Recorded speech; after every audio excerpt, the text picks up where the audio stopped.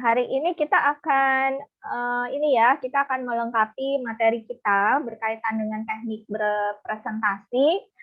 Yang kita mau bahas hari ini itu adalah berkaitan dengan kendala. Nah, tentu kan dalam presentasi ya banyak sekali terjadi hal-hal yang kita semua perlu untuk mengantisipasi gitu ya. Sudah muncul di layar ya materinya? Sudah, Bu. Oke ya.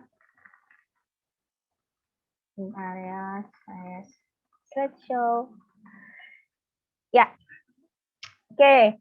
Nah, sekarang kita belajar untuk mengenal dan mengatasi kendala-kendala saat presentasi atau bicara di depan umum, gitu ya, bicara di hadapan publik gitu, ya. Nah, ya. Kenapa ini menjadi sangat penting ya di dalam kita melakukan presentasi? Seperti kita ketahui bahwa yang sudah kita bahas di materi-materi sebelumnya ya, untuk kita punya keterampilan presentasi, maka presenter ataupun pembicara selain menguasai topik atau menguasai isi dari materi presentasinya itu juga harus tahu dan harus bisa memahami kendala-kendala ya terkait dengan kendala ketika berbicara atau melakukan presentasi ya. Karena dengan kita bisa mengenali masalah gitu, maka apapun situasi yang terjadi itu paling tidak kita bisa tahu gitu ya langkah apa yang perlu kita ambil, dan itu juga akan lebih mempersiapkan diri kita di dalam persiapannya gitu. Jadi artinya minggu lalu kita udah bicara bagaimana mempersiapkan suatu presentasi dan membuat media presentasi ya. Nah, jadi dengan memahami kendala-kendala yang bisa saja terjadi gitu, ya berharap sih nggak terjadi ya, tetapi kan namanya segala sesuatu itu pasti ada risikonya gitu ya. Nah, itu semakin kita bisa mengenali masalah-masalah yang mungkin gitu ya, yang mungkin timbul gitu, maka kita akan lebih siap gitu ya. Jadi artinya kita bisa lebih siap dengan berbagai kendala yang terjadi di lapangan. Nah, sekarang kita mau melihat dari sisi faktor-faktor yang menghambat keterampilan dari kita berbicara. Ya, dari sisi kita berbicara dulu ya. Oke. Nah, faktor-faktor yang menghambat keterampilan berbicara itu ada dari internal dan ada juga dari eksternal. Ya. Hambatan internal udah pasti berarti itu berasal dari dalam diri kita sendiri sebagai pembicara atau sebagai presenter gitu. Dan ada hambatan eksternal, yaitu yang berasal dari luar diri si pembicara atau presenter gitu ya. Jadi itu adanya di luar gitu, dan itu sesuatu yang mungkin saja nggak kita bisa kontrol ya kalau sudah berkaitan dengan eksternal gitu. Nah, berkaitan eksternal ini kalau masih ingat nanti dibaca-baca lagi ya materinya dari yang topik pertama, yaitu konsep komunikasi. Kita juga sudah sempat menyinggung ya bagaimana hambatan-hambatan di dalam berkomunikasi gitu ya, termasuk di situ ada hambatan eksternal gitu. Nah, sekarang kaitannya dengan hambatan internal. Jadi di sini dari dalam diri kita gitu ya, itu ada yang bersifat fisik, ada yang bersifat mental atau psikis, dan ada hambatan lain-lain gitu ya di luar yang bersifat fisik maupun yang psikisnya gitu. Nah, ini perlu kita ketahui ya. Jadi artinya di sini kalian coba bisa lebih mengenali masing-masing gitu ya, masing-masing dari dirinya gitu kan. Apa yang ada gitu. Artinya yang secara fisik kita punya kendala nggak, punya hambatan nggak gitu. Dan secara psikis kita ada nggak gitu ya.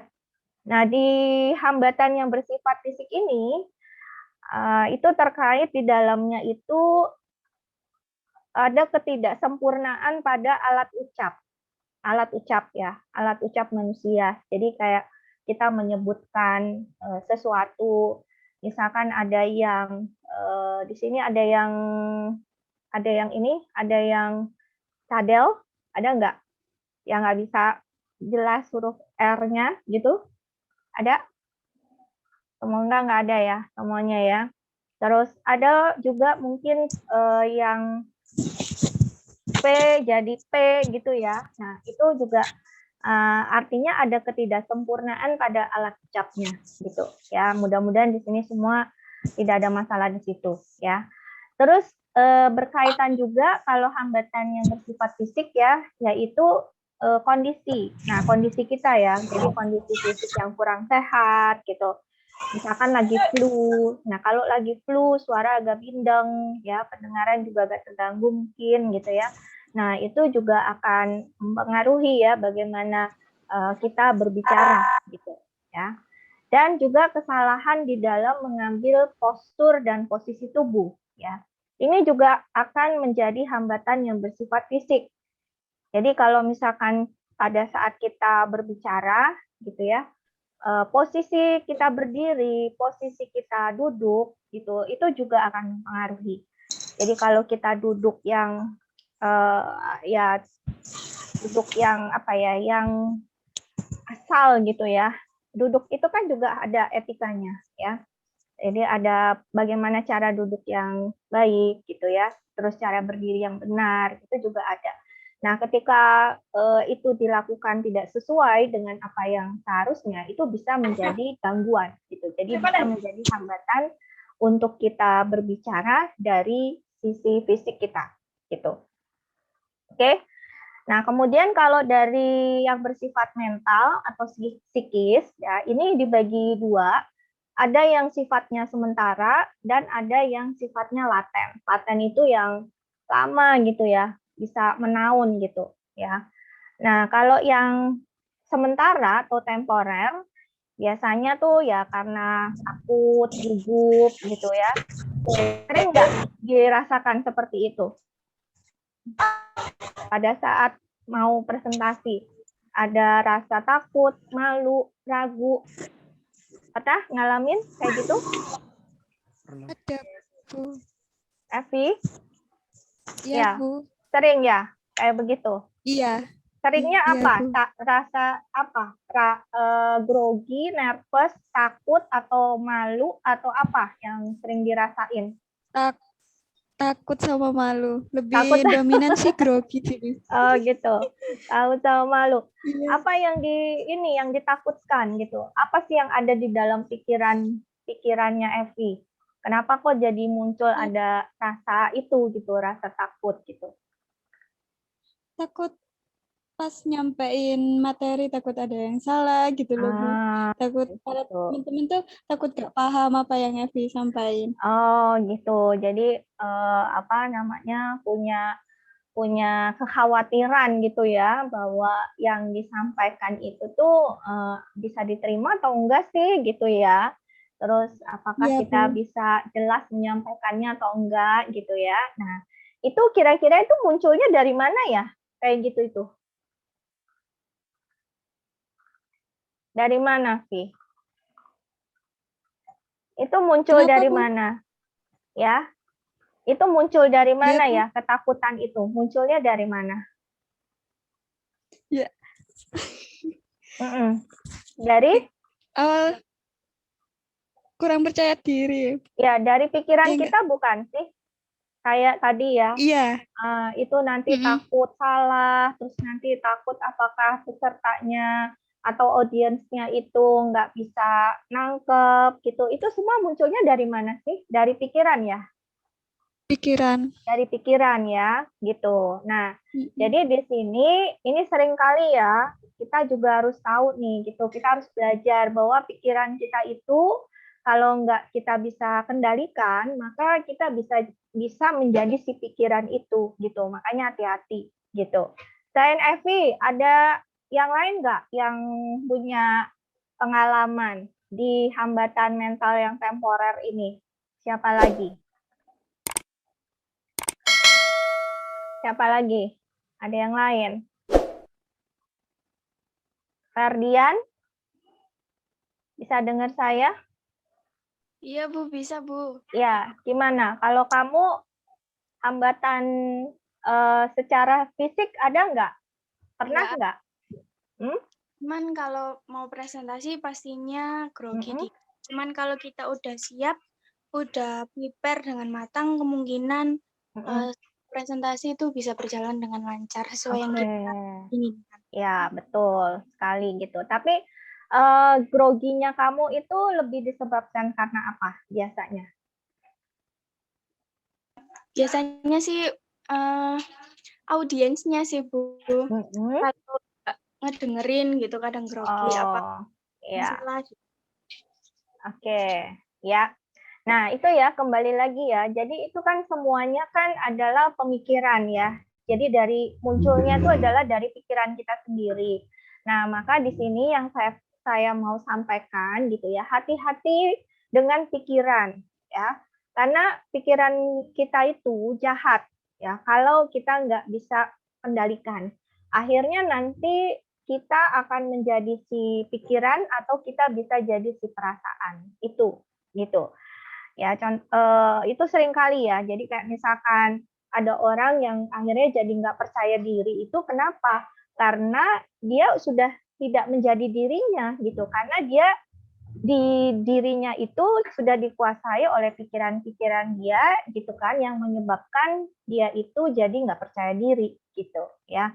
Nah, ini harus apa ya namanya, harus eh, di ini ya, dilatih untuk kita bisa berpikir selalu dengan yang positif gitu ya.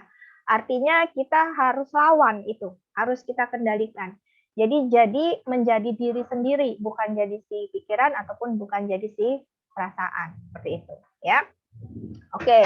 Nah, itu hambatan mental ya. Memang ini sifatnya temporer. Jadi kayak misalkan tadi Ferdian bilang awal-awal doang, berapa menit pertama gitu ya. Tapi nanti kalau udah jalan, udah apa, itu udah hilang ya nervousnya, malunya, takutnya, misalkan kayak gitu ya. Jadi itu hambatan mental yang temporer ya.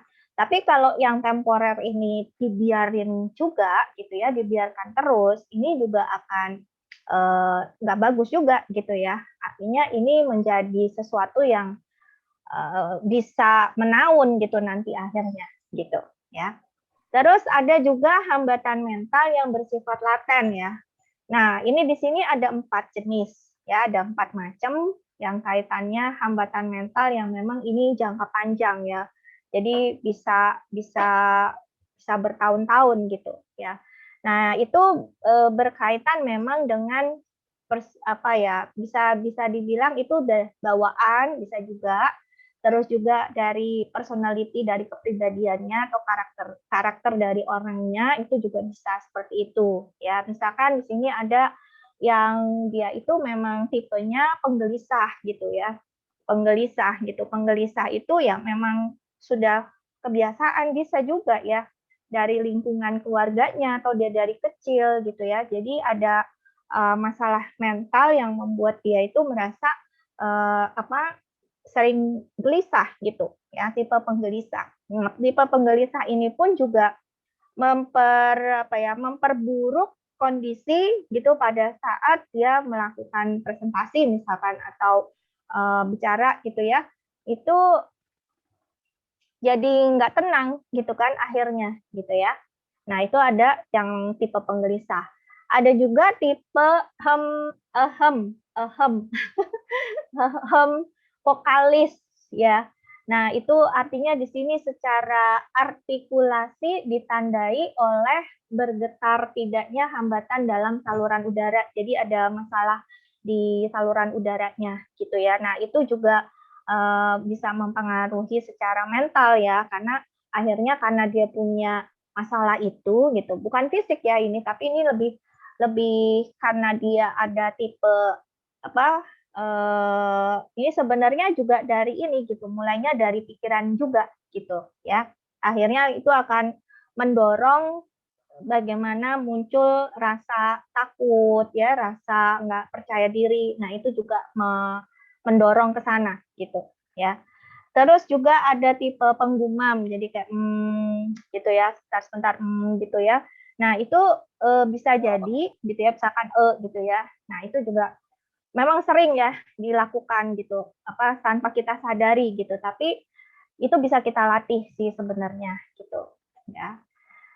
Terus juga ada tipe tuna gairah gitu. Tuna gairah itu yang kehilangan gairah ya, hilang gairahnya gitu. Ada kan orang yang kayaknya kalau kita lihat gitu ya, kalau kita lihat tuh kayak nggak ada gairah gitu. Iya, padahal dia baik-baik aja gitu, padahal dia nggak ada masalah ya, tapi dia memang tipe tuna gairah gitu, jadi hilang gairahnya gitu ya. Nah, itu muncul memang dari mentalnya gitu ya. Ya, kita nggak tahu, bisa jadi itu adalah latar belakang yang sebelumnya terjadi gitu ya, yang membuat dia punya secara mental dia bisa terjadi seperti itu gitu. Nah, di luar itu, di luar hambatan yang bersifat fisik maupun mental gitu, ada hambatan lain ya di dalam kita berbicara, itu adalah kegiatan penguasaan kaidah, yaitu tata bunyi ya, yaitu tata bunyi. Jadi di sini juga ketika kita tidak menguasai kaidah-kaidah ya seperti yang kita udah bahas di hakikat berbicara. Nah, di situ kan ada ya bagaimana kita juga bunyi bahasa, itu kita juga pelajarin gitu ya. Terus tata bunyi seperti apa, lafal kita, A, I, U, E, O gitu ya, itu juga perlu dilatih gitu ya, supaya itu tidak menjadi hambatan internal kita gitu. Terus kurang pengalaman dalam hal berbicara. Nah, maka di sini sering-seringlah berbicara. Jadi ada kesempatan ya ketika misalkan di kelas ya. Ini kelas ini nih paling gampang lah istilahnya praktek yang ini ya, tempat-tempat praktek yang paling ini gitu loh, paling simpel lah gitu ya. Istilahnya paling mudah gitu dilakukan ya. Nah, sayang kalau ini nggak dipakai gitu kesempatannya gitu. Jangan diam gitu ya, ngomong aja gitu. Nah, artinya ini kita juga kan melatih ya. Kalau misalkan ada pemikiran nanti aku ngomong ini takut salah, ntar ini takut salah, itu kembali lagi kemana tadi? Kembali lagi tuh siapa yang ngomong? Siapa yang ada yang muncul seperti itu? Munculnya dari mana? Dari pikiran gitu ya. Nah, itu makanya ini gitu, dipraktekkan gitu ya, sering-sering gitu. Ada kesempatan ya, nggak harus diminta kesempatan untuk ada yang tanya enggak gitu, ada yang tanya kebanyakan diem nih gitu. Padahal itu sebenarnya apa aja gitu, omong aja gitu ya. Terus ditanya pendapatnya gitu juga banyak yang diam gitu. Kalau nggak ditunjuk gitu. Nah, itu kan sayang gitu kalau nggak dimanfaatkan kesempatannya. Padahal ini menjadi pengalaman ya, menambah pengalaman kalian untuk berbicara gitu ya. Terus juga hambatan lain yaitu kurangnya perhatian pada tugas yang diemban di bidang berbicara ya. Jadi ya tadi ini kembali ke masalah persiapan nih. Nanti bisa jadi ini persiapan pada saat mau kegiatan berbicara di depan umum atau presentasi itu kurang perhatiannya ya. Padahal kita udah belajar ya, ada apa? Ada 3P. Masih ingat ya di pada saat materi persiapan membuat presentasi itu kan ada 3P yang perlu diperhatikan ya. Jadi prepare with care, plan with care dulu ya, perencanaan dengan hati-hati, dengan penuh perhatian, terus prepare with care persiapannya, terus present with care gitu ya. Dan juga ada hambatan lainnya yaitu kebiasaan. Nah, kebiasaan-kebiasaan yang tidak baik, kebiasaan-kebiasaan kita misalkan ya apa ya, ngikutin atau misalkan kayak apa ya, kayak kebiasaan ngomong nggak sesuai dengan etika, misalkan gitu ya. Terus juga sering ini gitu ya, sering guyon yang sifatnya, tetapi itu nanti akhirnya jadi kebiasaan gitu ya. Nah, ini yang kita perlu hati-hati di sini. Oke.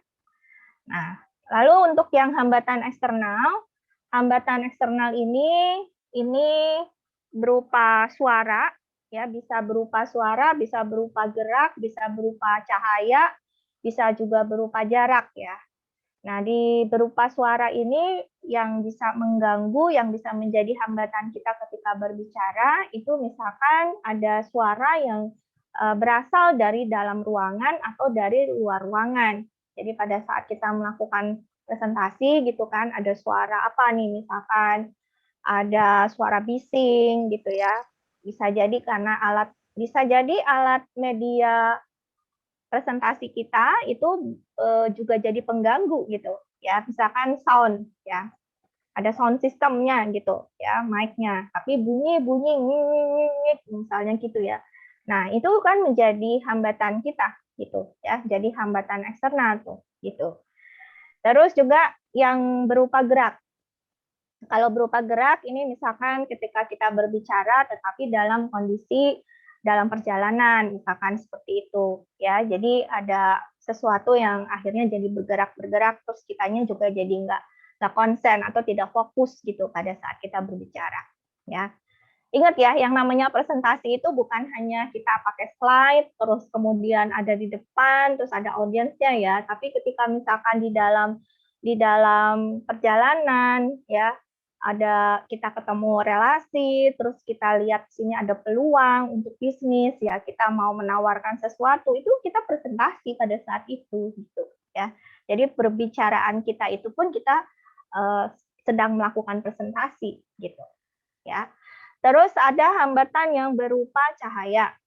Nah, ini bisa terjadi ketika pembicaraan atau presentasi itu bisa dilakukan misalkan cahayanya kurang ya, malam hari terutama misalkan, atau ruangannya yang lampunya itu nggak terlalu bagus ya, agak remang-remang gitu, itu juga akan menjadi hambatan.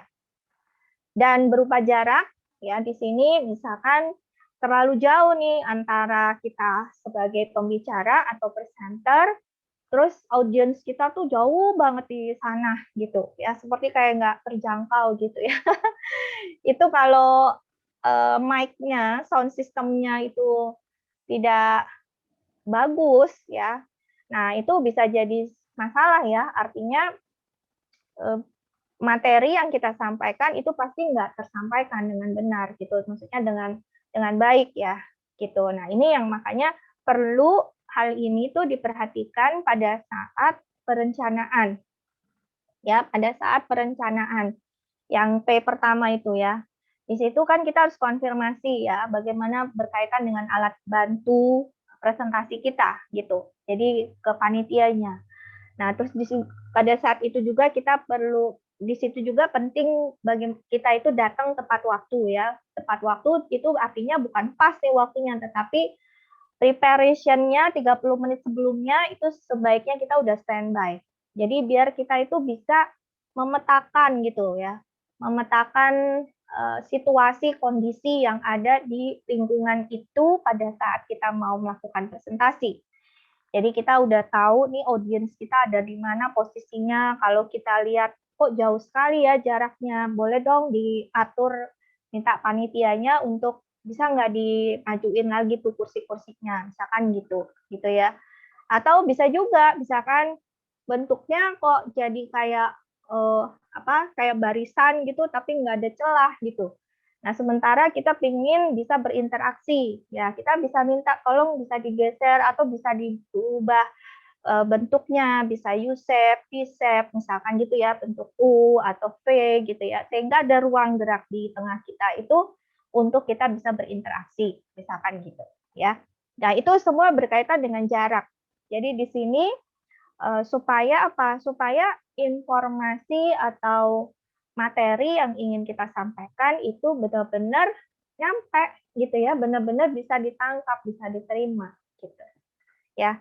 Nah, biasakan kalau misalkan presentasi itu di ruangan gitu ya, terus sudah diatur nih sama panitianya gitu ya, posisi duduk si audiensnya. Nah, itu biasakan untuk kita juga cobain gitu ya. Kalau saya biasanya nih misalkan lebih sering kalau saya pas lagi kasih pelatihan ya gitu. Nah, pelatihan itu biasanya nanti saya udah melakukan konfirmasi dengan panitianya, alat-alat apa aja, terus saya minta bentuk ininya ya, bentuk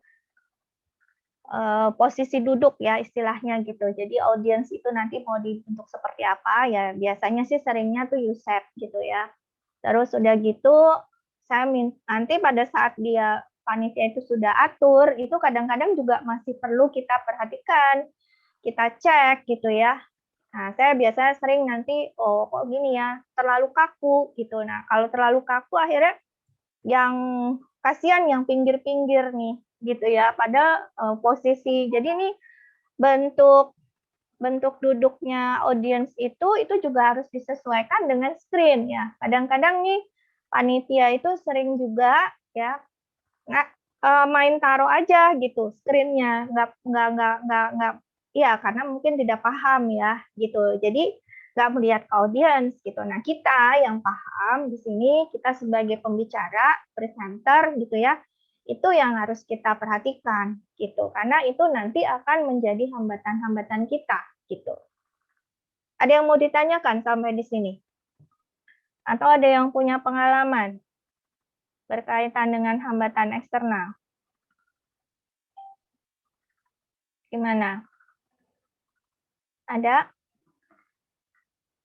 Belum, Bu. Oke. Ina ya. Ina pernah presentasi di mana? Pernah nggak ada kegiatan presentasi? Pernah Di mana? di sekolah. Di mana? Di sekolah. Di sekolah. Oke. Presentasinya dihadiri oleh siapa? Teman-teman atau ada gurunya juga atau apa? Teman-teman sama guru juga, Bu. Oke, gitu. Nah, gimana waktu itu perasaannya? Atau ada hambatan nggak yang terjadi pada saat presentasinya? Ngeblank, Bu. Hah? Saat Blank? presentasi. Ngeblank gimana? Jadi waktu pertama-tamanya atau pas sudah di tengah-tengah atau gimana? Waktu di tengah-tengah. Jadi Mhm. mencong dari apa ya, tema gitu. Gitu. Oke, jadi agak jauh gitu ya dari topiknya gitu ya. Nah, Iya, itu kenapa? Kalau kamu evaluasi ya, hal itu bisa terjadi karena apa tuh, Nin? karena grogi. Karena grogi. Oke. Balik lagi ya, grogi itu munculnya dari mana? Pikiran. Mindset. Pikiran, betul ya, mindset dari pikiran kita sendiri. Makanya itu yang kita perlu ini ya, kita perlu latih gitu ya untuk kita menghilangkan tadi tuh pikiran-pikiran yang akhirnya itu akan mengganggu ini kita, fokus kita gitu. Oke. Nah, itu tadi ya berkaitan dengan hambatan. Jadi ada internal, ada eksternal. Nah, sekarang apa yang bisa dilakukan untuk menanggulangi hambatan kita berbicara gitu. Jadi di sini ada beberapa yang bisa menjadi cara gitu ya, cara menanggulangi hambatan kita dalam berbicara. Nah, yang pertama itu pembicara atau kita nih ya sebagai presenter itu harus bisa menggunakan kelafalan yang jelas gitu. Ya, jadi lafalnya harus jelas. A, I, U, E, O itu harus jelas gitu. Jangan gitu ya, jangan ini ya, males. Ini sama kayak penyanyi tuh ya. Jadi sebenarnya nih kita sebagai presenter atau penyanyi itu kurang lebih sama ya. yang dilatih itu sama gitu. Ya, pernafasan, terus lafal, artikulasi ya, intonasi gitu ya. Kalau kalau apa kalau sebagai penyanyi kan di nada ya. Kalau ini kita lebih ke intonasi gitu ya. Bedanya antara penyanyi sama presenter itu kan yang satu ada musiknya, ada iramanya, yang satu enggak ada aja gitu ya. Cuma dia berbicaranya aja gitu. Tetapi sebenarnya yang dilatih itu sama gitu. Jadi kelafalannya gitu juga harus dilatih ya.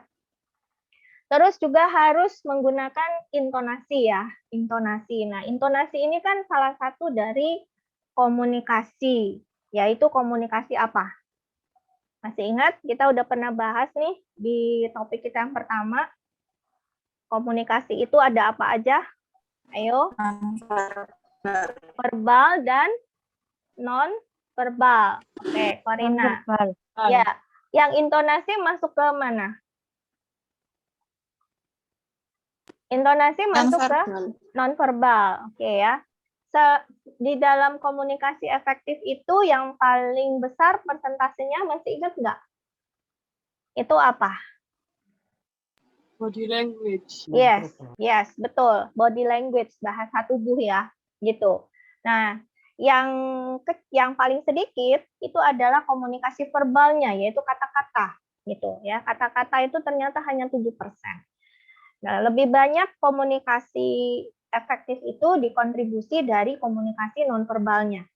Nah, yang paling berpengaruh besar itu adalah bahasa tubuh. Keduanya itu intonasi. Makanya di sini ya, pembicara itu juga harus menggunakan intonasi yang tepat ya. Ini untuk menanggulangi hambatan kita berbicara.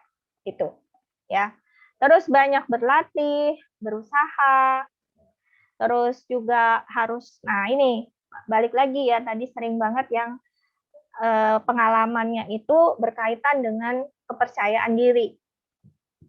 Ya, jadi harus menguatkan rasa percaya dirinya, terus berpikir positif, ya, terus ya itu tadi jangan takut salah gitu, ya.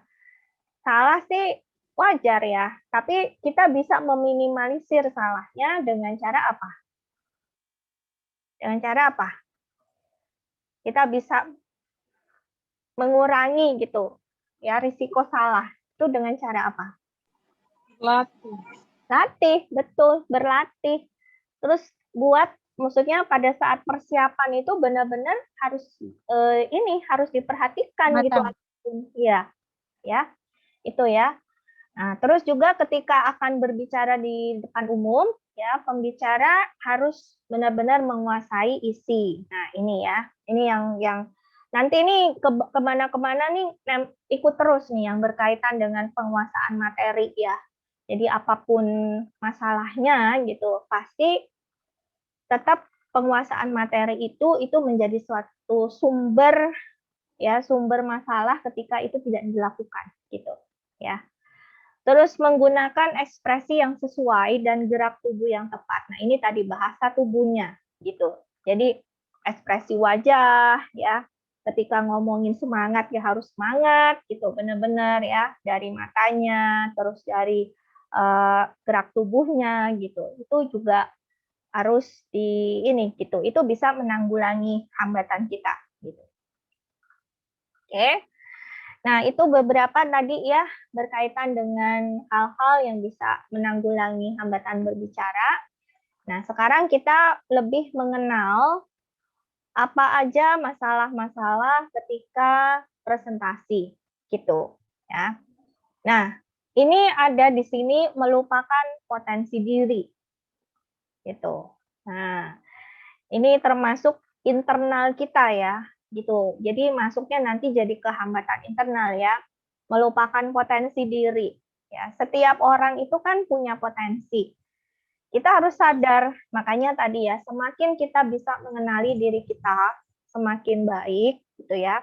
Maka kita kan tahu nih ya, potensi diri kita itu sebesar apa gitu. Jadi artinya di sini dengan kita tahu gitu ya, maka kita jangan pernah membatasi talenta atau potensi yang ada di dalam diri kita gitu. Ya, membatasinya gimana ya? Membatasi ya kayak gini ya, misalkan ada kesempatan tapi kita nggak pakai, itu kita membatasin loh, gitu ya. Jadi ada kesempatan untuk, ayo kamu maju, coba sharing dong gitu. Nggak ada yang mau gitu misalkan. Itu membatasi tuh, membatasi talenta. Karena kita punya talenta. Setiap orang pasti punya potensi, pasti punya talenta. Karena Tuhan itu pasti memberikan sesuatu yang menjadi anugerah buat diri kita gitu. Ya. Nah, ini penting untuk kita menyadari kemampuan diri kita, terus juga batasan dari kemampuan yang ada di diri kita gitu. Jadi kalau misalkan memang kita merasa bahwa kita masih belum di situ, kita masih belum mampu gitu ya, ya kita belajar gitu. Jadi artinya kita nggak bisa, gimana ya, nggak bisa, jangan dipaksain dong gitu ya misalkan. Oke, saat ini kita belum bisa gitu ya, tapi suatu saat kita harus bisa. Artinya dengan kita tahu kita belum mampu di situ ya kita belajar untuk jadi mampu gitu. Oke. Terus meredupnya kepercayaan diri. Nah, ini. Ya, ini kan sering kali ya tadi ya dari sharing-sharingnya beberapa teman tadi itu ketika presentasi tiba-tiba blank gitu. Ya, kenapa blank? Karena tiba-tiba kepercayaan dirinya hilang, redup gitu ya. Nah, di sini padahal kunci sukses dari presentasi itu adalah memupuk kepercayaan diri. Gitu. Nah, makanya di sini kita benar-benar kaitannya tadi dengan potensi ya, dengan yang pertama, kepercayaan diri itu sangat erat sekali gitu ketika kita bisa menguasai diri kita. Artinya kita harus paham ya bahwa tidak perlu menjadi orang yang sempurna untuk kita bisa sukses berbicara di depan umum atau sukses presentasi. Ya, yang penting ya apa yang ada di diri kita itu yang kita percaya gitu ya. Kita percaya dan kita yakin gitu dan kita lakukan yang terbaik gitu ya. Terus ini ya, nah ini kan selalu muncul ya dimanapun ya. Tadi di hambatan berbicara itu muncul, ya penguasaan terhadap materi. Ini juga ya di masalah ketika presentasi ya. Jadi dengan intinya di sini dengan kita menguasai materi atau pesan yang ingin disampaikan itu bisa diterima gitu akhirnya oleh si audiens. Itu kan kunci ya, salah satu indikator keberhasilan dari seorang pembicara atau seorang presenter gitu ya, bahwa materi itu bisa diterima, bisa dipahami ya. Nah, kemudian tidak menguasai khalayak. Khalayak itu audiens ya, pendengar gitu. Nah, ini juga penting ya.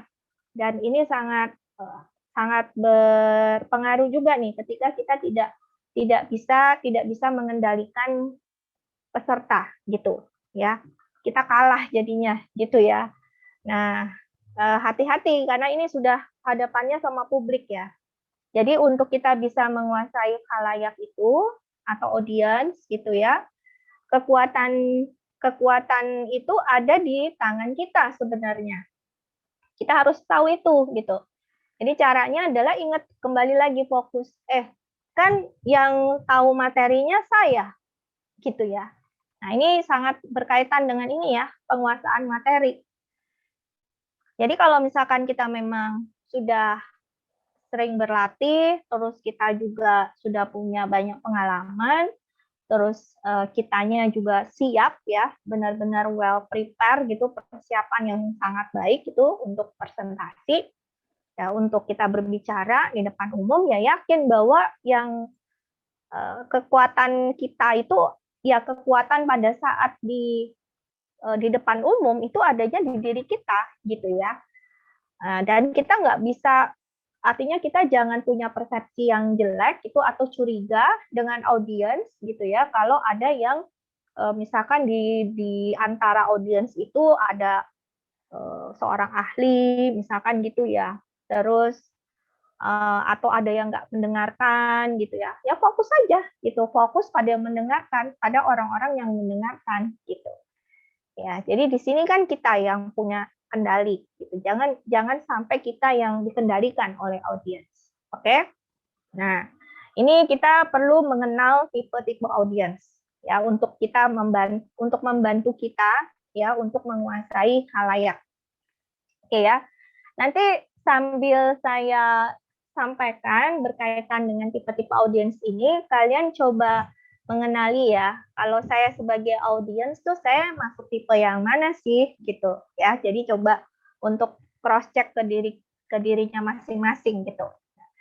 Ada tipe audiens itu yang namanya the sheep ya, the sheep.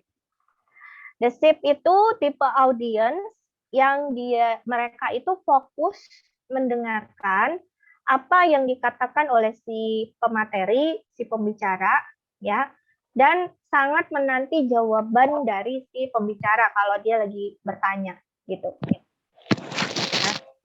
Nah, di sini si tipe the sheep ini, gitu ya, itu akan sangat berharap mereka itu bisa memahami materi yang disampaikan dan mereka sangat bersedia gitu ya untuk melakukan diskusi dengan si pemateri gitu atau si presenternya atau kalau misalkan lagi ada training ya si trainernya misalkan gitu ya. Nah, kaitannya dengan ini ya ketika kita sebagai pembicara ya mendapati ada tipe audience the sheep ini, maka ini harus kita kasih arahan yang jelas ke mereka karena mereka itu memang tidak menunjukkan kemandirian ya gitu dan ya artinya ya mereka itu memang butuh arahan gitu jadi nggak ada kreativitas di situ ya standar-standar aja yang mereka lakukan gitu ya. Nah di sini yang kita perlu melakukan sebagai pemateri atau sebagai pembicara gitu ya itu kita lakukan arahan mereka untuk bisa lebih ini gitu untuk bisa lebih kreatif gitu ya artinya gitu. Terus untuk tipe yang kedua ada hot shot. Oke. Nah, hot shot ini adalah tipe audiens yang sangat percaya diri dan mereka sangat nyaman ketika mengikuti suatu acara atau materi yang disampaikan dan orang-orang ini ya kelompok ini itu memang yang suka belajar dan suka berdiskusi itu ya. Jadi ini disebut juga dengan tipe pembelajar yang cepat dan mereka juga sering memberikan pertanyaan yang menantang gitu. Jadi pertanyaannya tuh pertanyaan yang kritis gitu ya. Supaya intinya sih mereka bukan buat ngetes gitu ya, bukan buat ngetes si pemateri atau si pembicara, tapi sebenarnya karena mereka itu tipe orang yang senang belajar. Jadi banyak keingintahuannya dia yang kadang-kadang itu di luar gitu. Artinya orang mungkin belum kepikiran, dia udah kepikiran gitu ya. Dan itu sangat menantang jadinya pertanyaannya gitu ya. Tujuannya adalah supaya mereka itu bisa lebih memahami gitu, memahami apa yang mereka dapatkan gitu dari materi itu gitu. Nah, jadi di sini untuk tipe hot shot ini si pemateri atau si presenter ya itu benar-benar harus yakin bisa memuaskan mereka gitu. Karena kalau sampai si pemateri ini tidak memenuhi harapan mereka gitu ya sebagai peserta, maka mereka akan komplain. Nanti di akhir sesi nih, di akhir acara ya, ketika misalkan ada ini ya, ada disuruh ngisi angket form ya, form feedback gitu, umpan balik gitu. Nah, itu pasti mereka akan nulis ya. Gitu, mereka akan kasih masukan. Aduh, pematerinya kurang banyak nih ngasih contoh gitu ya pada saat menjawab pertanyaan gitu atau pada saat menjelaskan tidak kurang sekali contoh-contohnya jadi kurang bisa dipahami. Nah, nanti bisa akan ada muncul yang seperti itu. Gitu. Ya. Oke, itu untuk tipe audiens yang kedua. Ya. Lalu ada tipe clown. Ya, tipe clown. Clown ini badut ya clown.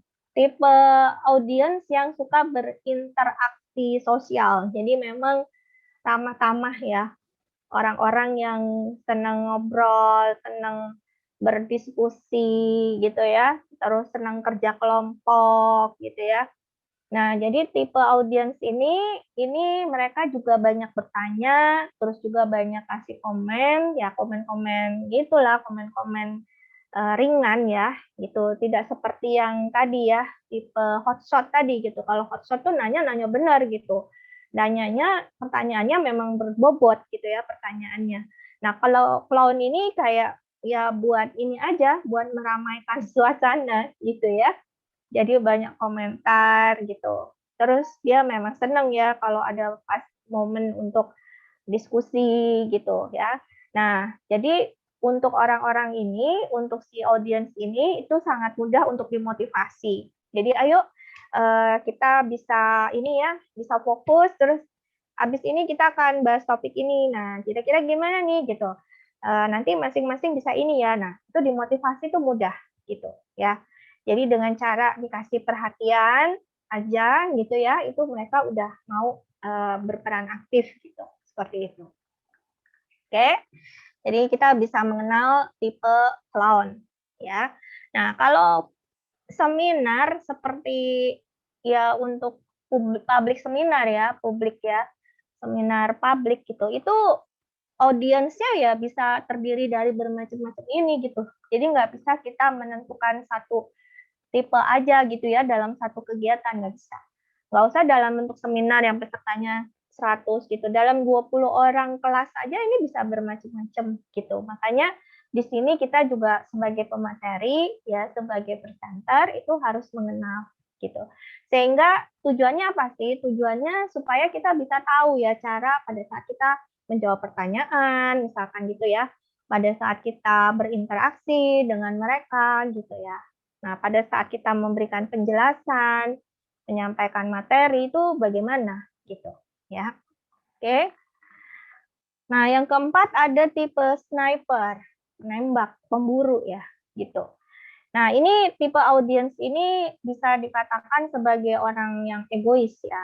Jadi kelompok audiens yang mereka itu egois. Egoisnya kenapa? Karena mereka itu sering mencari kesempatan untuk mengkritik ya atau hanya sekedar berbicara untuk menunjukkan mereka itu jago gitu ya. Jadi menunjukkan keahlian mereka di acara itu gitu. Jadi hanya buat tunjukin diri aja. Nah, jadi kalau dikasih kesempatan tuh ngomong panjang tapi isinya itu adalah untuk ini gitu. Apa? Menyombongkan diri gitu. Ya, seperti itu. Oke. Terus ada tipe unwanted panelist. Nah, unwanted panelist. Nah, unwanted panelist ini tipe audiens yang seringkali dia memperpanjang pembahasan, ya, memperpanjang pembahasan artinya topik gitu ya pada saat diskusi misalkan gitu ya. Oke, dengan Mas siapa? Misalkan gitu ya. Oh, kita tahu nih dari kita belum tahu ya dia itu tipe apa kan karena memang eh, kita belum mengenal pesertanya gitu ya, baru pertama kali ketemu gitu ya. Nah, nanti ketika kita minta dia berbicara, kita baru tahu nih, oh, dia waktu diminta berbicara gitu ya, misalnya lagi bahas satu topik apa, itu bisa panjang tuh pembahasannya gitu. Tuh kalau kita nggak hati-hati, kita bisa kebablasan juga habis waktu ya. Karena di sini nanti si tipe audiens ini gitu ya, itu mereka akan sering banget gitu ya, sering menjawab dan dia pasti yang duluan tuh kalau ada dilempar suatu bahan gitu ya, itu dia langsung komen, dia langsung mau ngomong gitu ya. Dan ngomongnya itu nggak singkat tapi panjang gitu. Nah, sehingga akhirnya mengganggu audiens yang lainnya gitu ya. Nah, nanti jangan sampai kita dianggap hanya memperhatikan sebagian dari audiens aja ya, audiens yang lain atau memperhatikan orang itu aja misalkan gitu ya, atau Jadi yang lain nggak dianggap. Nah, jangan sampai terjadi persepsi yang seperti itu dari audiens lainnya gitu. Ada yang mau ditanya sampai di sini? Kira-kira di kelas ini banyak tipe yang mana ya kalau sebagai audiens? Kira-kira, nggak apa-apa. Yang mana coba? Aku. Yang seperti apa? Ada sebagai audiens? Kayaknya tergantung topiknya deh, Bu. Tergantung topik. Tergantung topik ya. Tergantung situasinya juga biasanya. Tergantung situasi. Oke. Ya. Ya, tergantung situasi bukan menjadi patokan suatu ini ya, tipe ya, gitu ya. Tetapi memang pada dasarnya dari dirinya gitu. Jadi dari diri si audiens itu gitu. Itu memang pada dasarnya ya tadi ada orang yang memang dia tahu benar potensi dirinya gitu ya. Ada orang yang memang merasa kurang percaya diri. Nah, itu sebenarnya pengaruhnya di situ gitu ya. Nah, ini tadi kita mengenal yang tipe-tipe audiens. Oke? Nah, kemudian kita juga perlu mengenal gaya berbicara ya, gaya berbicara. Nah, gaya berbicara ini juga akan berkaitan dengan audiens kita juga gitu. Ya, ini juga akan berpengaruh ya terhadap suksesnya dari presentasi yang kita lakukan, terutama ketika kita berinteraksi dengan audiens gitu. Ya. Nah, seperti yang sudah saya pernah sampaikan bahwa gaya berbicara seseorang itu juga mencerminkan kepribadiannya ya. Makanya di sini orang yang percaya diri itu biasanya dia bisa berkomunikasi dengan suara yang lebih lantang, ya lebih antusias gitu, ketimbang orang yang kurang percaya diri. Jadi kalau terjadi yang ini tadi ya gitu, ada orang yang lebih berhati-hati gitu ya, atau sering gugup gitu ya. Nah, biasanya mereka akan menggunakan suara yang lebih pelan gitu ya, terus juga komunikasinya juga hati-hati gitu ya, sangat hati-hati. Oke. Nah, di sini kita bisa mengenali ada pembicara pasif ya, pembicara pasif. Jadi ini yang saya sampaikan di sini ini bayangkan kalau kita sebagai pemateri gitu ya, sebagai presenter, kita berhadapan dengan audiens yang dia bicara pasif gitu. Ya, dari gaya dia berbicaranya gitu ya. Kalau tadi kan tipe ya. Ya, jadi bedakan gitu. Kalau tipe itu memang dari ininya, dari lebih kepada dirinya gitu. Ya, memang dari karakternya gitu. Nah, kalau ini dari gayanya, gaya berbicaranya gitu. Nah, gaya berbicara di sini pembicara pasif ya. Pembicara pasif ini ya cenderung ingin menghindari adanya interaksi. Ya, ini banyakan diam ya. Terus ya karena tidak bisa mempertahankan suatu percakapan kalau misalkan pas lagi ada diskusi atau lagi ada pertemuan misalkan gitu ya. Nah, terus juga kalau mereka itu memang mau tidak mau harus terlibat dalam suatu diskusi gitu ya. Nah, orang dengan gaya pembicara pasif ini pun juga akan lebih banyak diamnya gitu ya.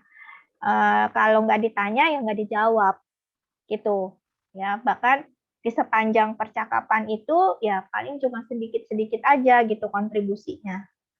Ya, itu namanya pembicara pasif ya.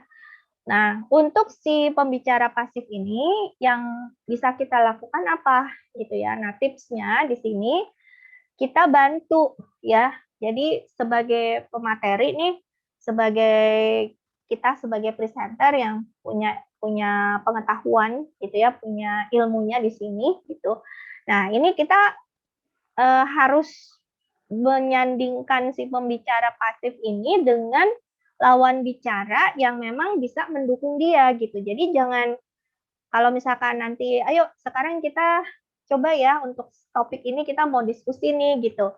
Nah, diskusi kita bagi kelompok. Nah, jangan menempatkan kelompok si pembicara pasif ini dengan yang sama gitu ya. Jadi tempatkan dia di lawan bicara yang lebih aktif gitu ya. Jadi supaya dia juga bisa mendukung nih si lawan temennya ini gitu ya, temennya ini tuh bisa mendukung untuk bisa membantu mendengarkan, bisa mengerti juga tentang dirinya gitu ya. Jadi bisa melengkapi gitu. Oke, itu untuk pembicara pasif ya.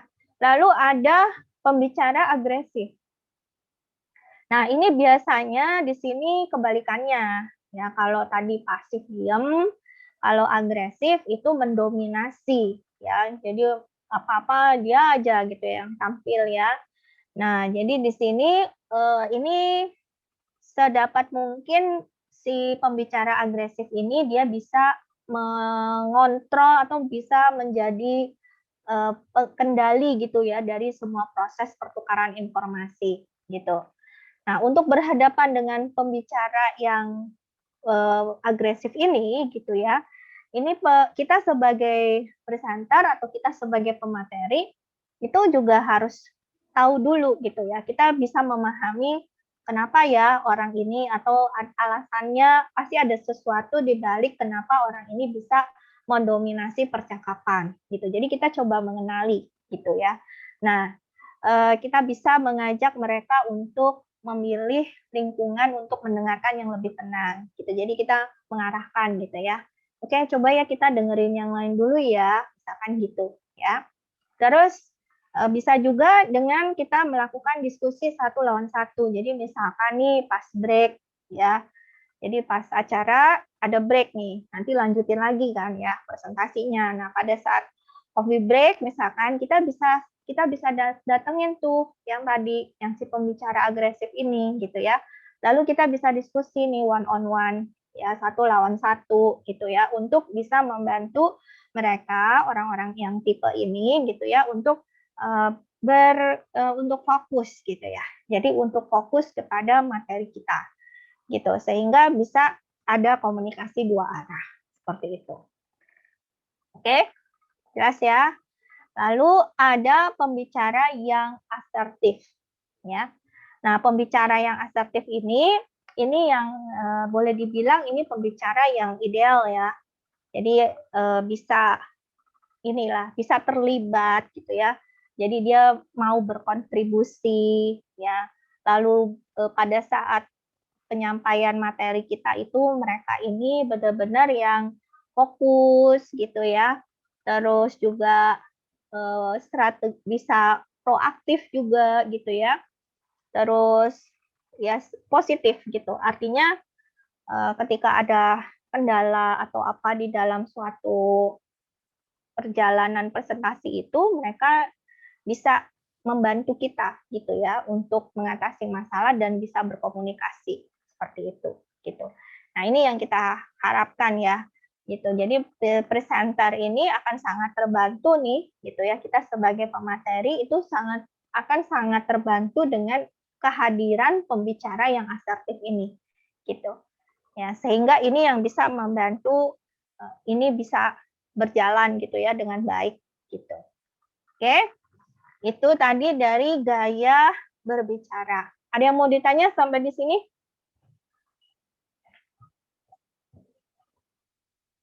Nggak ada? Oke, Belum. pembicara pasif ya. Ya, nah kemudian dari berbicara gayanya kita kenali lagi juga untuk gaya mendengar. Nah, gaya mendengar ini bisa dari 2 sisi ya kita melihatnya. Jadi dari sisi kita sebagai sebagai pemateri kita kan juga perlu mengetahui, kita juga perlu belajar bagaimana kita mendengarkan kan gitu ya. Nah, ini kan di minggu kedua kita bicara tentang keterampilan berbahasa ya, gitu ya. Keterampilan berbahasa itu juga bukan cuma berbicara, tetapi juga ada 3M. 3M. Masih ingat apa itu? 3M? Masih ingat? 3M, Membaca, membaca, terus menyimak, satunya Mendengarkan. menyimak itu sama kan, mendengarkan sama kan? Menyimak sama mendengarkan sama enggak? Oh iya, Sama ya. Jadi M-nya satu lagi apa? membaca, Membaca, mendengarkan atau menyimak,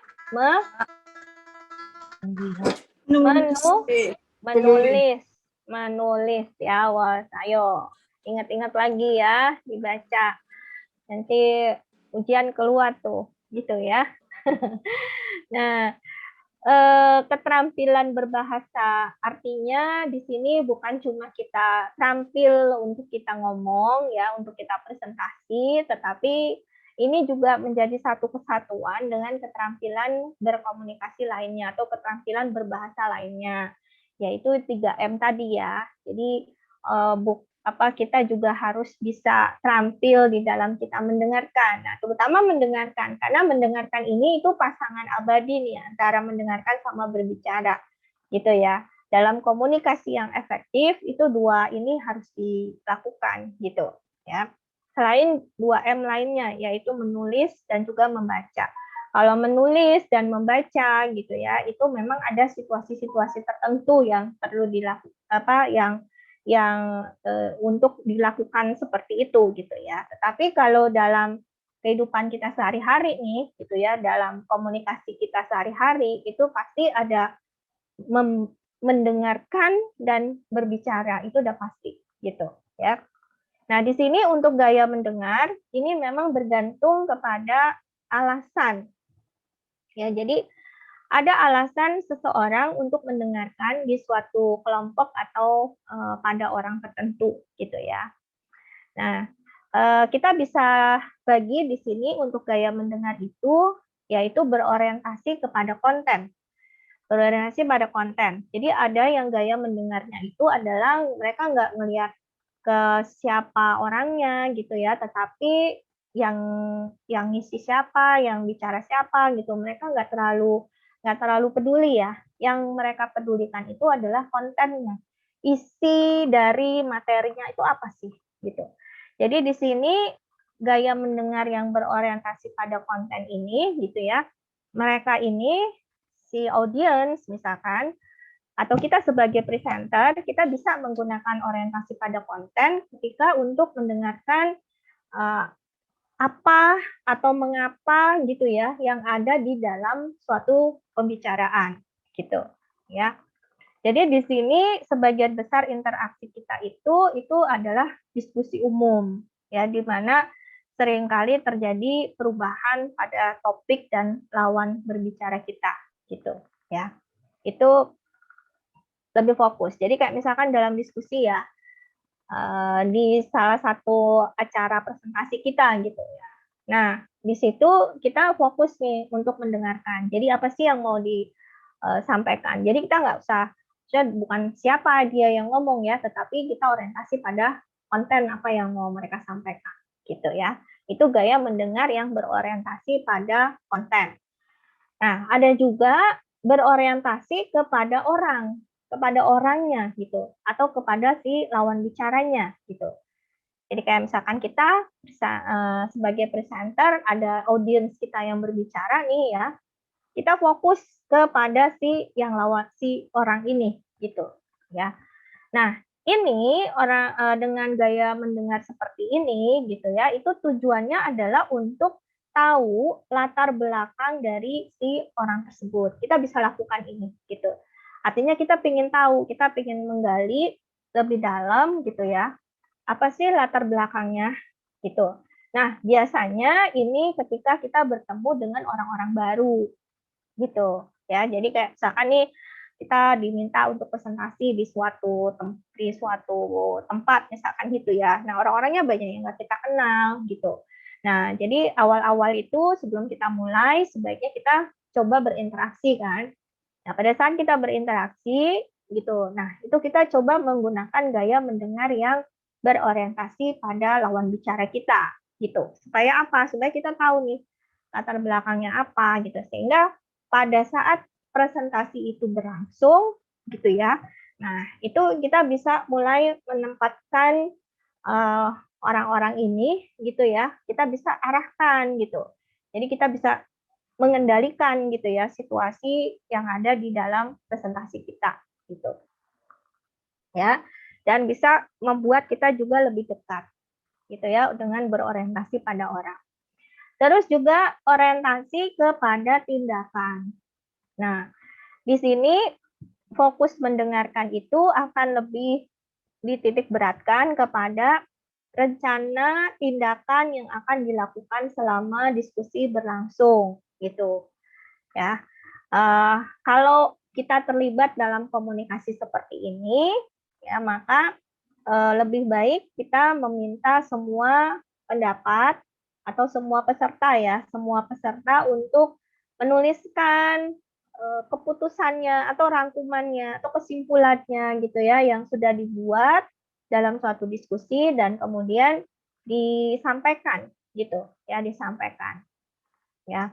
Nah, ini berorientasi pada tindakan. Jadi kan misalkan terakhir, baik kalau misalkan gitu coba kita pengen tahu dong gitu ya, apa aja nih apa aja yang didapat poin-poinnya dari topik kita hari ini gitu ya.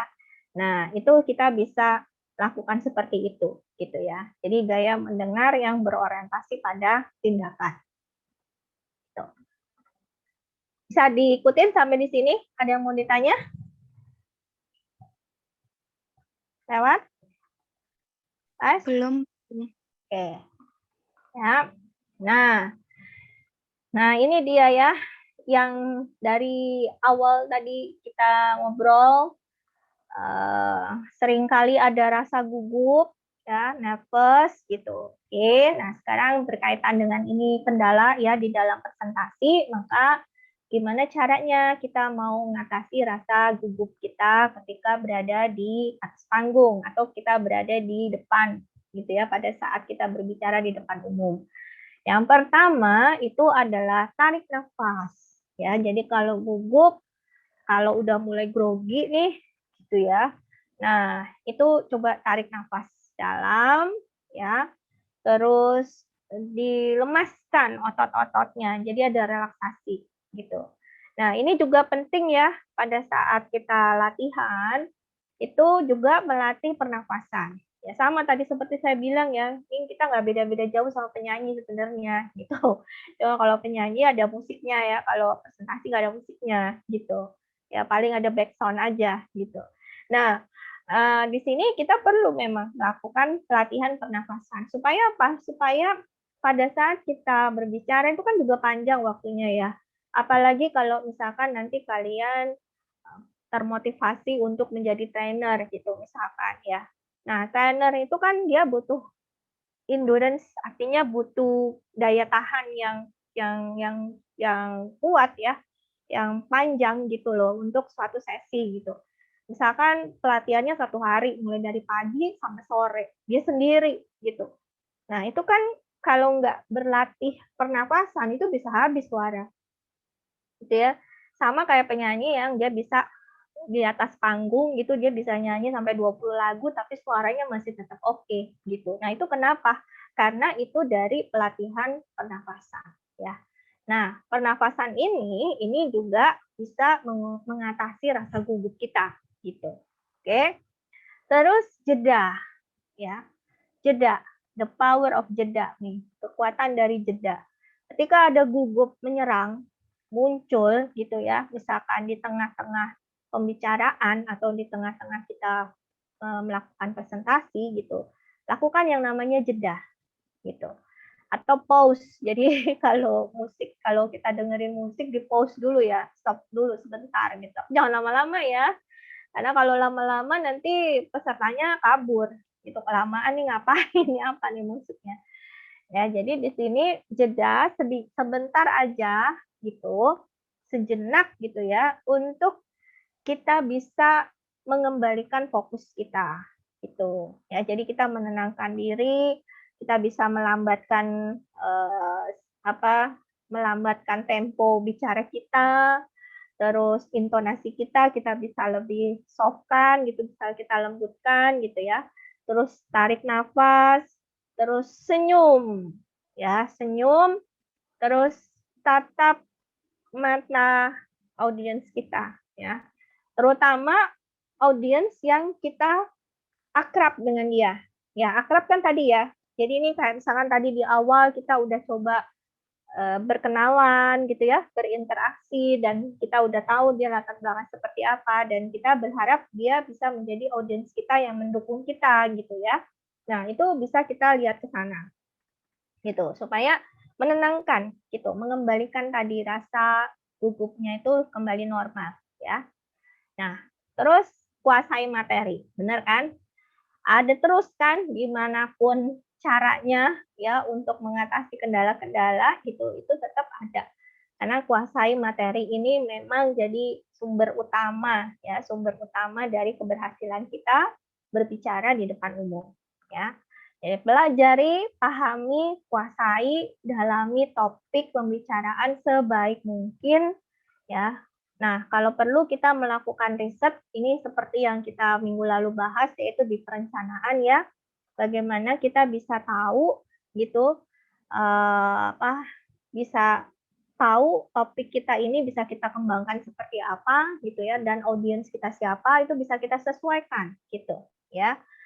Lalu juga persiapan, latihan ya, itu udah pasti gitu ya, itu pasti. Artinya ini salah satu cara untuk mengatasi rasa gugup kita. Jadi bukan cuma menguasai materi, tapi kalau nggak dilatih pun gitu ya, tidak dilakukan persiapan yang benar-benar gitu ya, ini juga akan ada gugupnya juga gitu ya. Ingat ya, yang namanya jam terbang itu diperoleh dari latihan. Ya, karena ini latihan inilah yang akan membiasakan kita, yang akan menambah pengalaman kita gitu ya, ketika kita mau melakukan presentasi atau ketika kita berbicara. Semakin sering, semakin kita biasa.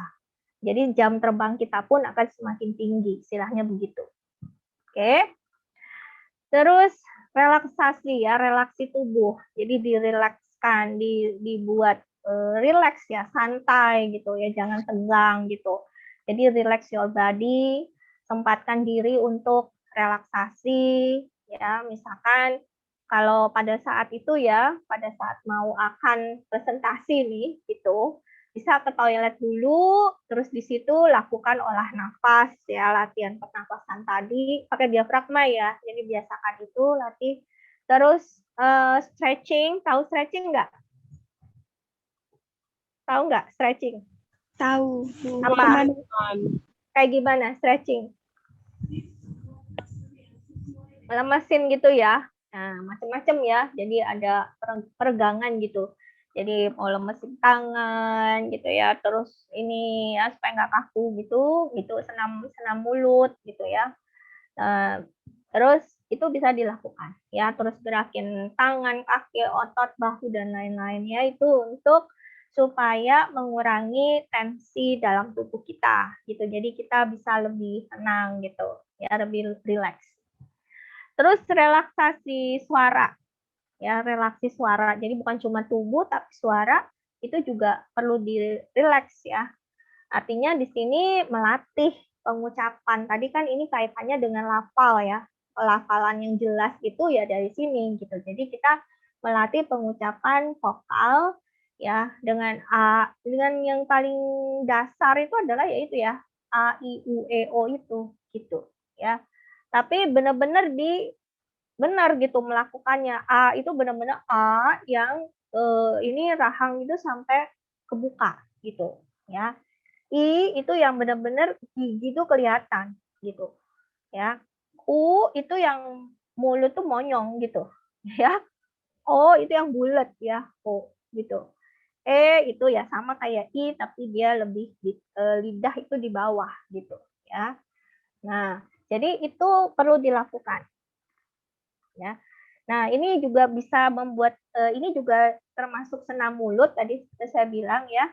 Nah, kalau itu kita bisa lakukan setiap hari, setiap pagi itu paling baik. Jadi setiap pagi bangun tidur, misalkan lagi di kamar mandi, itu ya, kita bisa lakukan senam mulut nih, peregangan gitu. Itu bisa awet muda juga loh, gitu ya.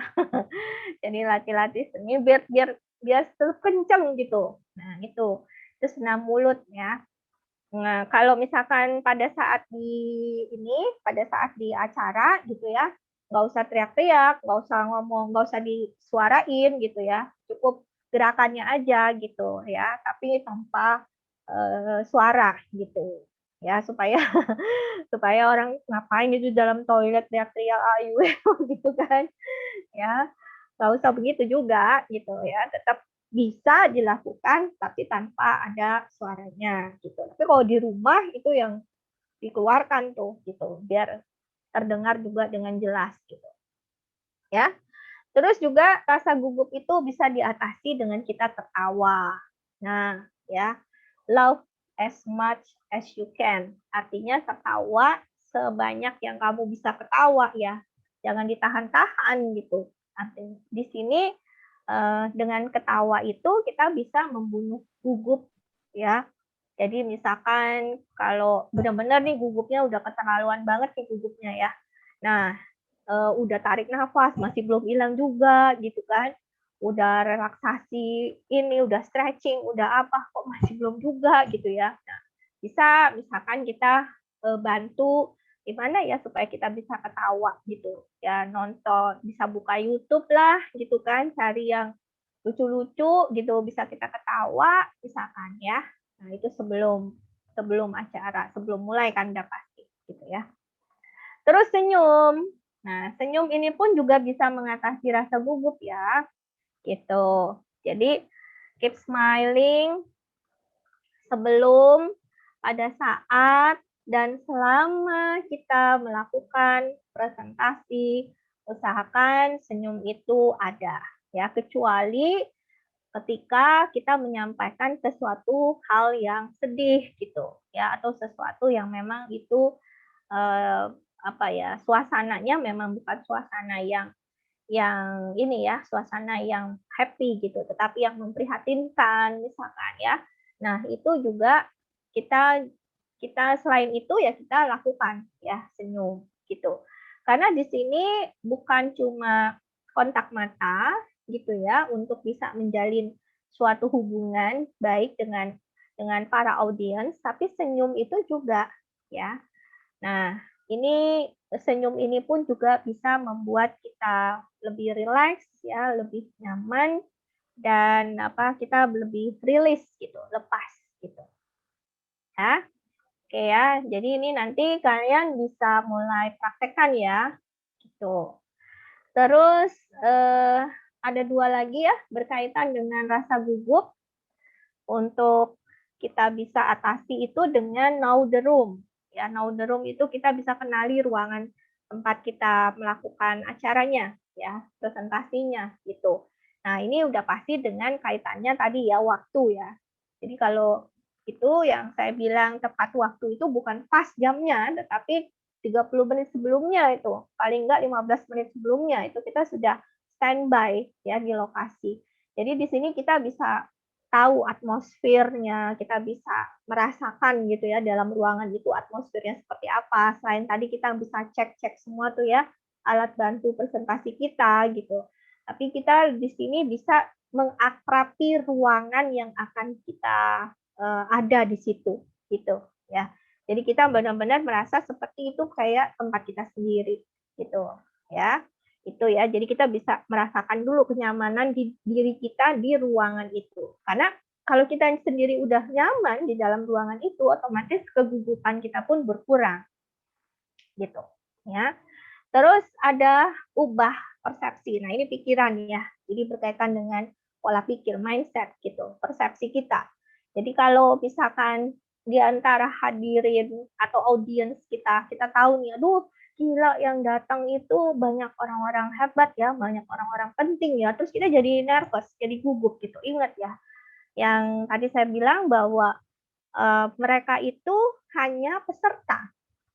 Itu ya. Jadi yang berkuasa di atas panggung itu siapa? Kita. Kenapa? Karena kita yang tahu materinya.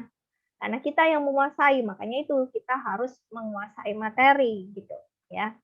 Jadi mereka itu meskipun jabatannya ini, jabatannya itu ya, tapi mereka itu adalah sebagai peserta gitu. Dan mereka nggak ada persiapan untuk berbicara. Yang punya persiapan tuh siapa ya? Kita sebagai presenter, sebagai pembicaranya gitu. Jadi kita lah yang paling siap ya. Kita lah yang melakukan latihan sepanjang malam kan gitu ya. Dan kita yang paling menguasai materinya. Jadi pada saat itu ya, meskipun audiens kita itu orang-orang hebat misalkan ya, pada saat itu gitu ya, ya kita yang paling pinter karena materi kita yang kuasain gitu. Gitu ya. Jadi itu yang kita pahami gitu ya. Oke. Nah, itu tadi untuk mengatasi gugup. Nah, sekarang mengatasi rasa takut. Nah, takut, percaya diri ya. Ini takut sama percaya diri ini temenan nih, gitu, deket ya.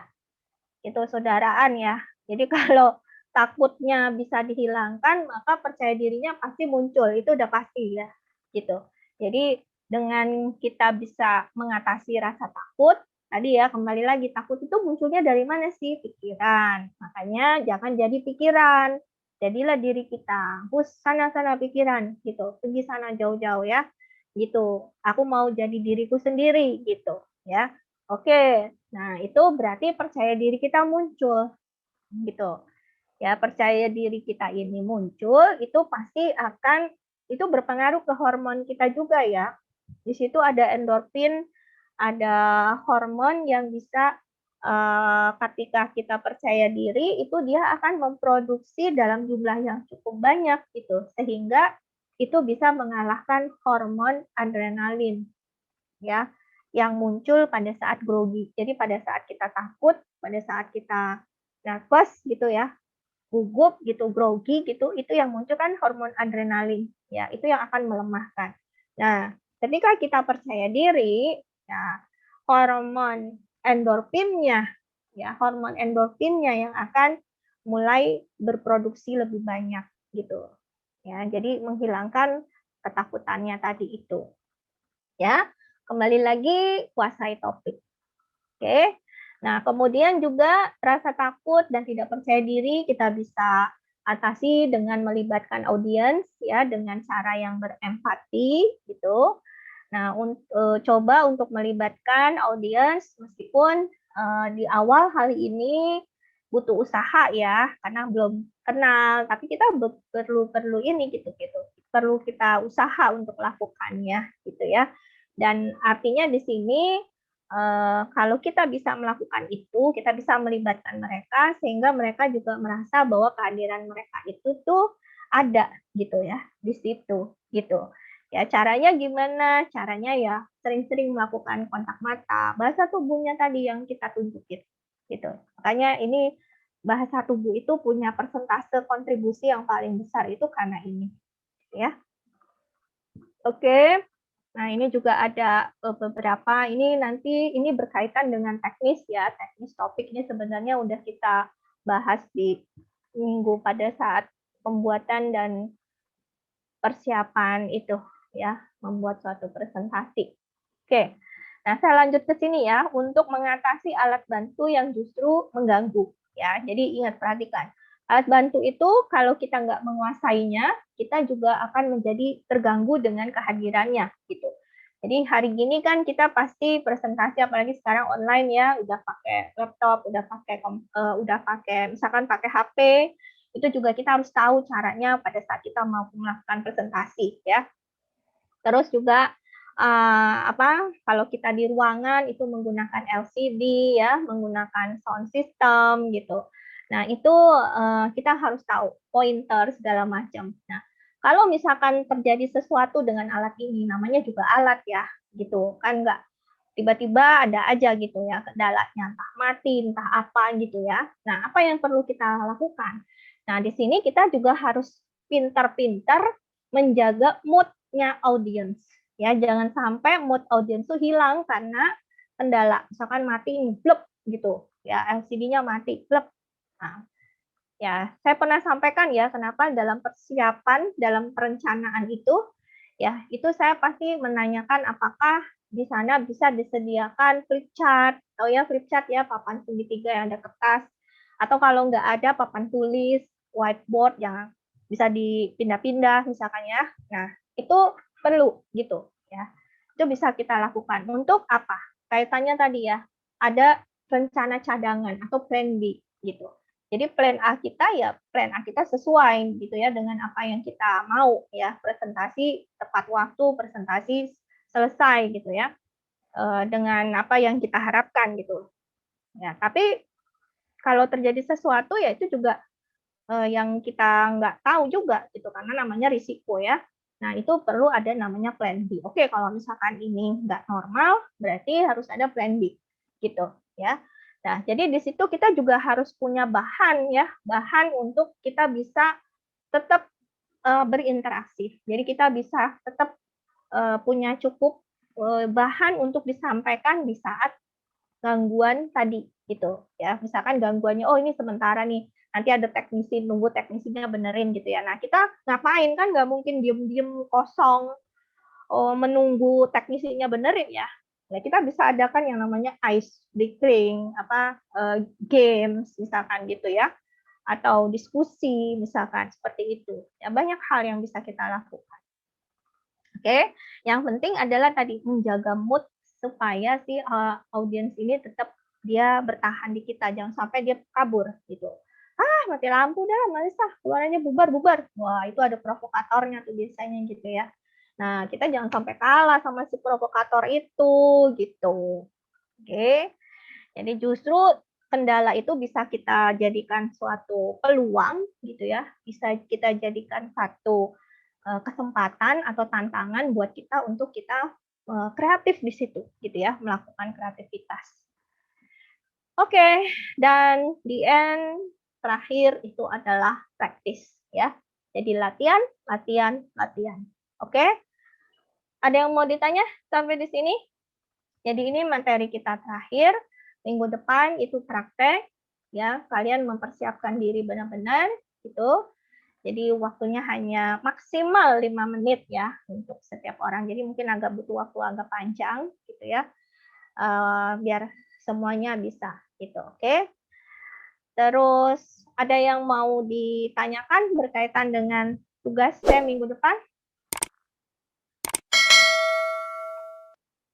Atau ada kendala persiapannya? Bu, topiknya benar-benar bebas ya, Bu? Iya.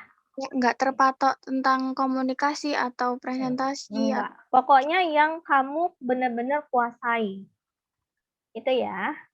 Itu.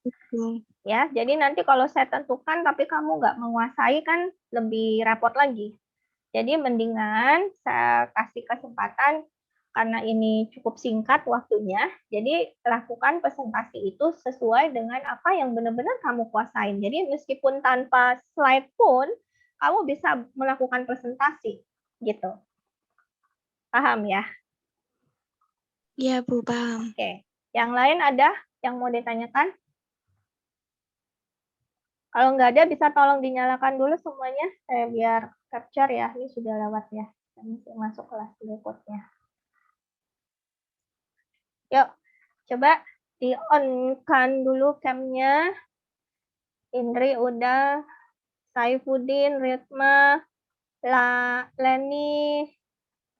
Ya. Muhammad Ferdian atau Ferdinand. Ritma. Yuk, ini halaman pertama ya. 1, 2, 3.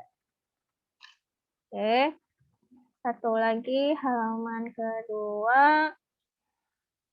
1, 2, 3. Oke. Baik, kalau begitu kita ketemu lagi minggu depan ya. Jadi tolong dipersiapkan benar-benar untuk praktiknya ya. Ini kesempatan kalian ya untuk punya pengalaman berbicara gitu ya atau melakukan teknik presentasi gitu. Praktikkan apa yang sudah saya sampaikan yang sudah kalian dapatkan di dalam modul 1 sampai modul hari ini gitu ya, modul 1 sampai ke 5. Oke? Baik, kalau gitu silakan dilanjutkan dengan aktivitas lainnya. Tetap jaga protokol kesehatan ya, gitu. Terima kasih. Assalamualaikum warahmatullahi wabarakatuh. Waalaikumsalam warahmatullahi wabarakatuh. Waalaikumsalam.